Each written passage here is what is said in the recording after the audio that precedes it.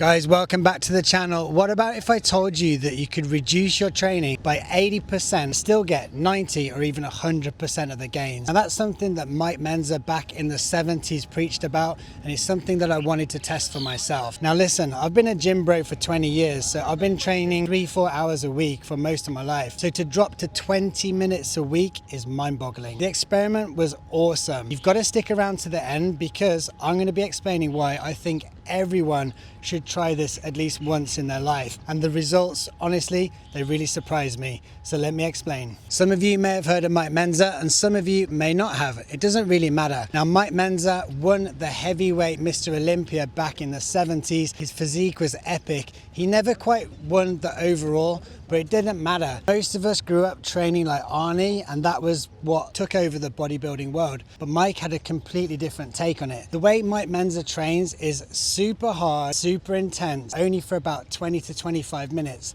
Then you don't train for literally 4 to 7 days. Let that sink in for a minute because it's very different to how I'm used to training. Key concept you need to get your head around here is we're not doing multiple sets. We're literally doing one set to total failure. So on push day, for example, I would do obviously chest, shoulders and triceps. For chest, just 2 exercises and only 1 set each. Each time we do something called a pre-exhaust. For my chest, that would be something like a fly or a pec deck. 1 set to total failure. Then you move to your compound movement for your chest, which would be something like a barbell bench press, or Mike preferred chest machine, and that's what I use. This is because you can load it up massively and you don't have to worry about getting injured or needing a spotter. Craziest thing about this workout is it literally takes 20 minutes. In fact, when you're starting out for the first few weeks, because your intensity is not as high as it gets later, you can be done in like 15 minutes, which feels really weird and you actually feel kind of guilty. But this is how we structured the week. Another key variable is you only train every 4 to 7 days after the session. So if I did push on Monday,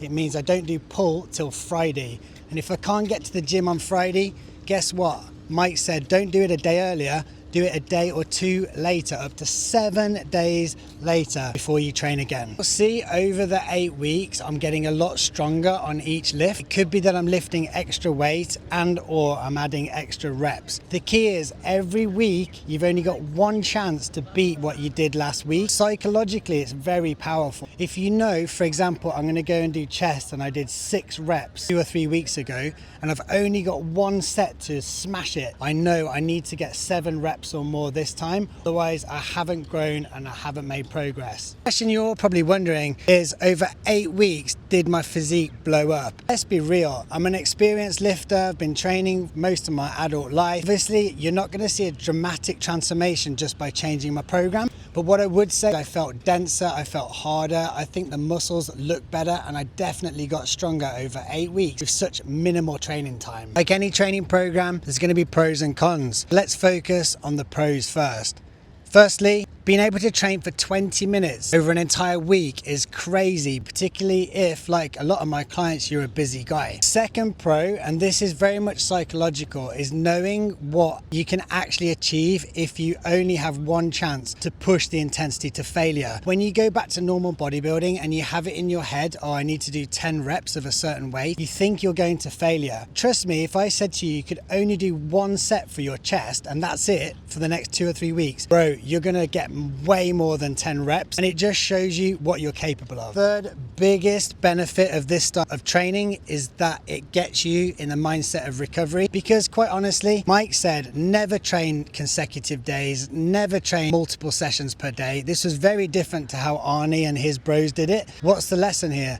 Your body takes time to recover. That's what Mike was all about. He would say, train hard on Monday. If you're not recovered until Thursday, Friday, Saturday, don't rush back, guys. You've got to let your body recover. And this is something that's going to stick with me way beyond finishing this program. Now, there's also some downsides. First of all, I would say from a planning point of view, it's actually quite difficult because, for example, if you do your push day on your Monday and on Thursday or Friday, you can't get to the gym and then you've got a busy weekend, suddenly your program's completely messed up and you're like thinking, okay, when can I get to the gym next? And also some weeks, if you could only say get to the gym on a Monday and Tuesday, you can't do back-to-back training with this program. So that week you might only train once. So it's a bit complicated. complicated. Another downside I found is that once I got beyond week 4 or 5, where you're really pushing yourself to get close to failure, honestly, the form starts to fall apart. So by week 7 or 8, the form is getting really bad and you're like, well, is this good? Is it going to cause an injury? The third major downside I would say is that I've seen a lot of coaches say that this is something good for beginners who are just going to put on muscle anyway. I would say this style of training is only for intermediate to advanced, because one, you've got to know how to push to failure